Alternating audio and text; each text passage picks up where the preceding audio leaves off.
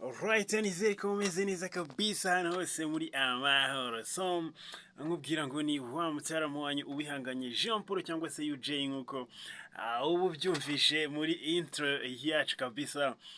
So nkomeza nkubwira ngo komeza ugira ibihe byiza aho uri hose nshuti zanjye. So nizere ko muri amahoro guys, ndabakunda mwese ku bantu mwaka subscribe ndetse nawe utarakanda subscribe, nkubwira ngo reba aho muri phone yawe ahantu handitse subscribe, uhita ukanda, uhita upyondaho ewana uhita ukandaho kabisa, ubundi twibanire umunsi ku wundi. Abantu benshi cyane dukeneye kumenya urukundo icyo ari cyo, dukeneye kumenya icyo bisobanuye kumva ngo urukundo, ese urukundo ni iki mu by'ukuri? So kugira ngo neza weho ubashe gusobanukirwa urukundo icyo ari cyo, banza ukanda icyo bita subscribe. Subscribe, yes.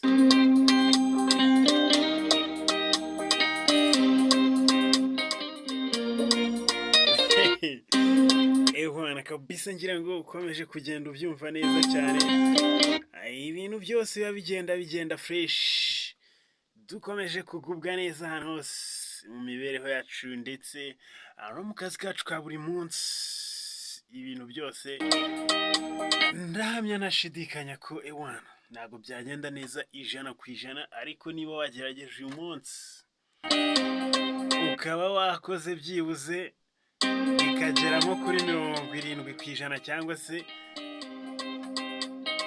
ntibinagere no kuri 5%, ariko ubizi neza ko wari watangiye, ntibinagere kuri 5%, ariko ukaba wari watangiye kubikora. So reka nkubwire ngo wakoze wihe bravo, kuko intsinzi ya mbere buriya mu buzima nta kintu kiruta gutangira.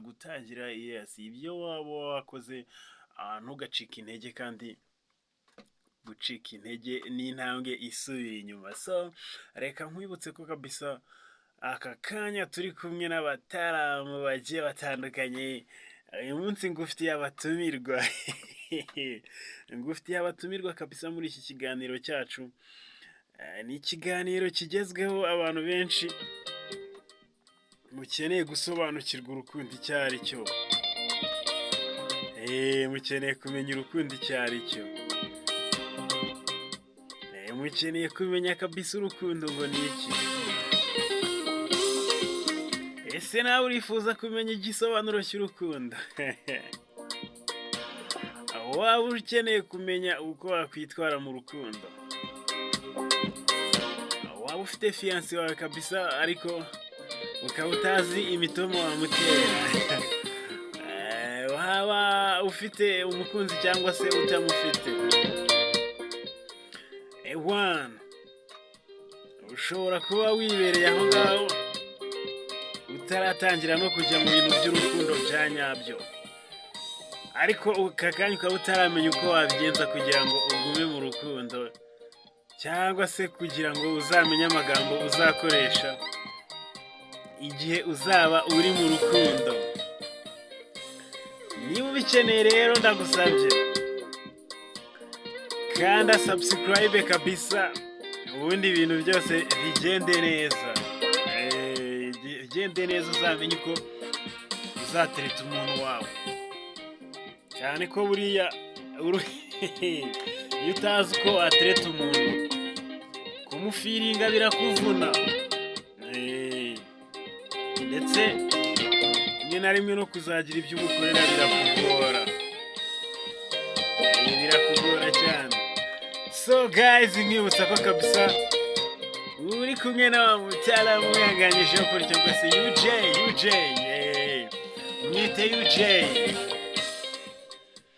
Mwite UJ kabisa.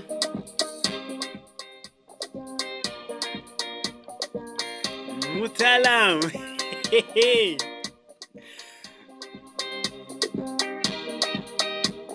Iyo beat mwumva ni y'urukundo.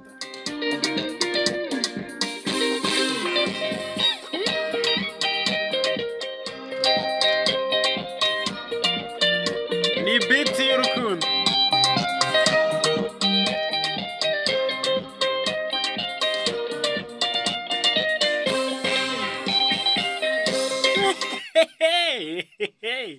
ewana kabisa ngira ngo murayumvishe ni indirimbo imeze neza ariko ari nayo twakuyemo introduction ya iyo ni indirimbo kabisa nabateguriye iryoshye cyane. Hey UJ number 1 yumve neza.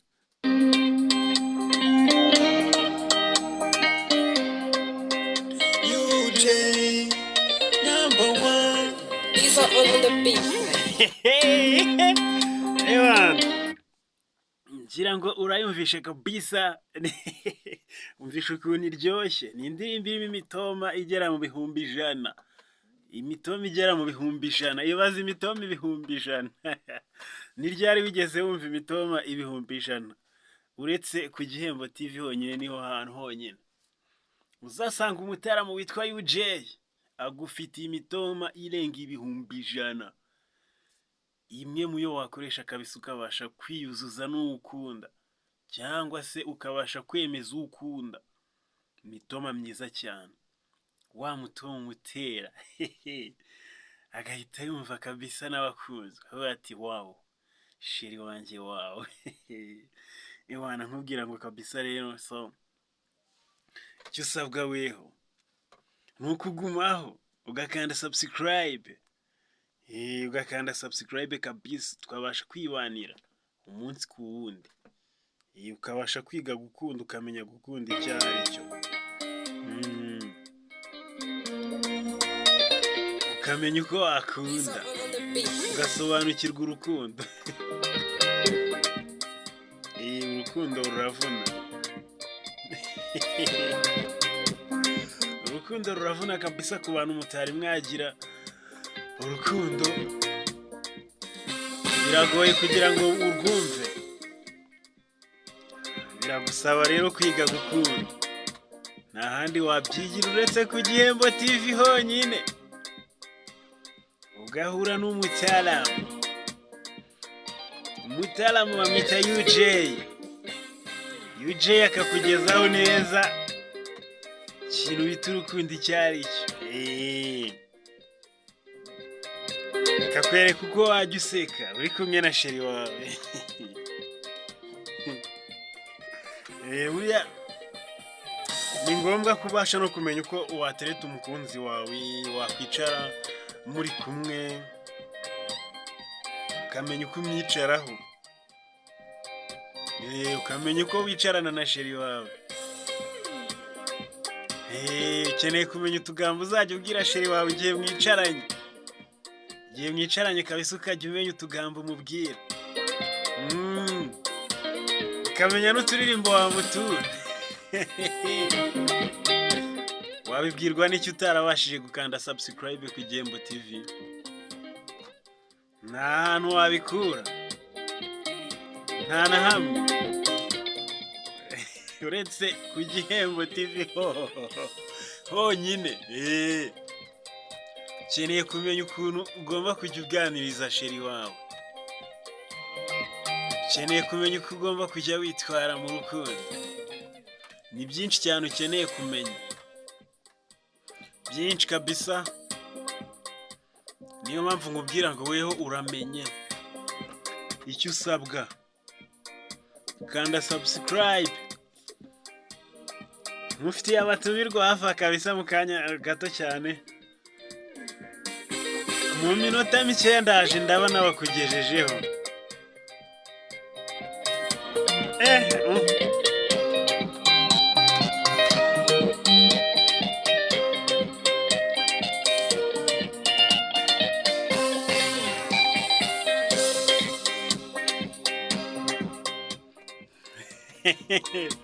Ubisha kabiti. Nawe jya ubasha kukanyeganyega. Utazarwara rubaga impande ngo urabona ngo kubera kiriya kiganiro twumvaga ari amasomo twiga gatabamo siporo. Uramenye jya uhaguruka usunde kano kaziki.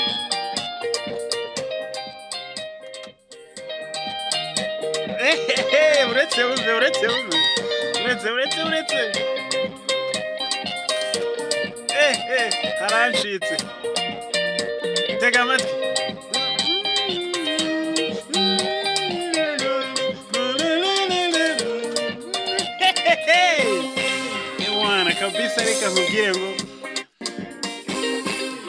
reka nkubwire ngo uramenye utazagicikwa n'ibi byiza kabisa. Icyo usabwa ni ugukanda subscribe.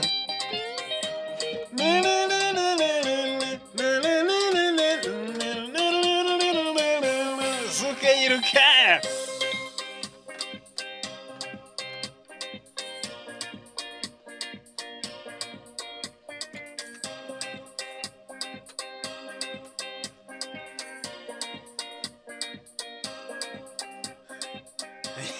Ndabategurira nzabaremera nta kintu ntazabakorera tu.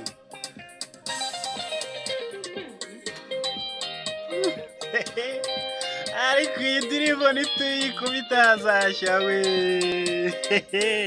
Nkubwira ngo kabisa niba wifuza kuzagaragara muri iyi video ewana siga namba yawe muri comment, siga namba yawe muri comment kabisa. Ubundi tuzaguhamagare tukubwire tuti ngwino nawe witwikire. Hazaba hahiye. Indirimbo tuzayishutingira ahantu haryoshye cyane kabisa. Tuzaba turi ku mazi. Nk'abantu nyine b'urukundo, nk'abantu dutanga message ku rukundo, nk'abantu dutanga SMS. Nk'abantu dutanga nyine ibintu byiza, ibintu bijyanye n'urukundo. Ndagira ngo nkubwire ngo umunsi wa shooting w'aka karembo nikazagucika. Ubu wakumvisha ariko neza. Umva ukuntu gatangira.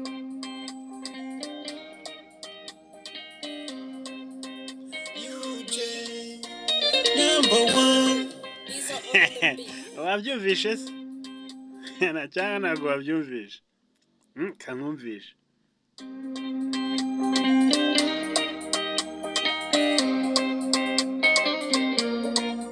Oya umva neza, banza ukumve neza.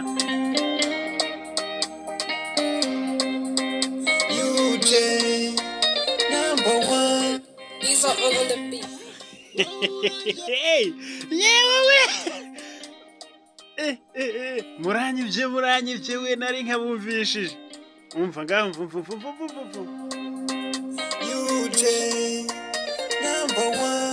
These are all on the beat. Ariko sha namwe murashaka kuzanye bakagoma. Iyi ndirimbo kabisa ni indirimbo imeze neza. So guys, muri comment nimo nagenda mbabona abataramu kabisa bavuga bati inshuti yacu bawadutwikiye kugenda uduhereza mu masomo ni nako ubu naduha show ewana. Ndimo ndagenda mbabona abasani, ndimo ndagenda mbabona kabisa bamwita niyo rikati. Ibintu ni fresh kabisa tu, nanjye ndimo ndagenda nkwigiraho twinshi cyane, ndimo ndagenda menya gutera imitombi cyari cyo ndetse nuko nzakunda wanjye. Abavye kabisa namwe ndimo ndabona utaramu mwiza ati wabikoze neza ukadukorera umuti ukaduha show muri aya masaha kabisa. Ikiganiro cyawe tugikurikira turi no kumva.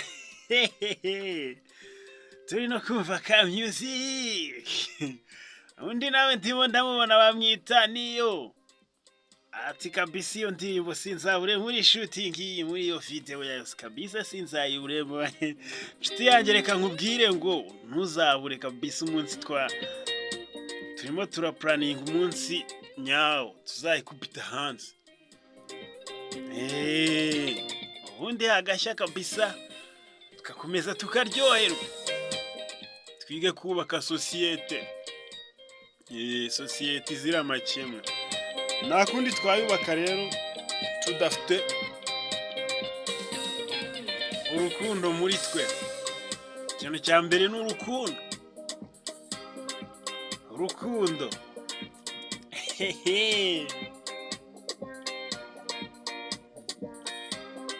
Udafite urukundo niki wakora? Niki wakorerwa nta rukundo? Nta na kimwe. Ntacyo. Hari icyo muzi? No, niba ukizi nawe giteraho muri comment.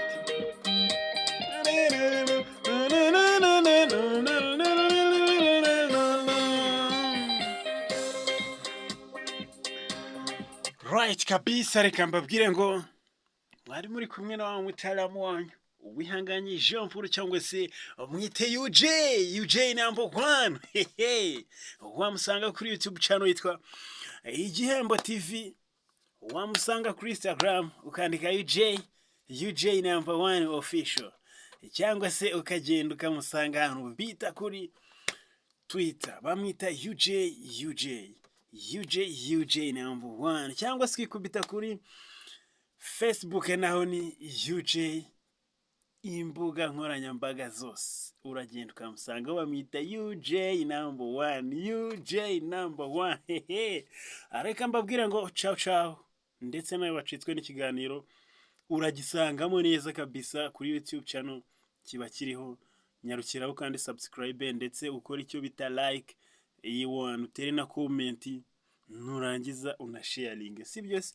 Nubona ibyiza ntukabyihererane, jya ubisangiza n'abandi. Ndabakunda cyane.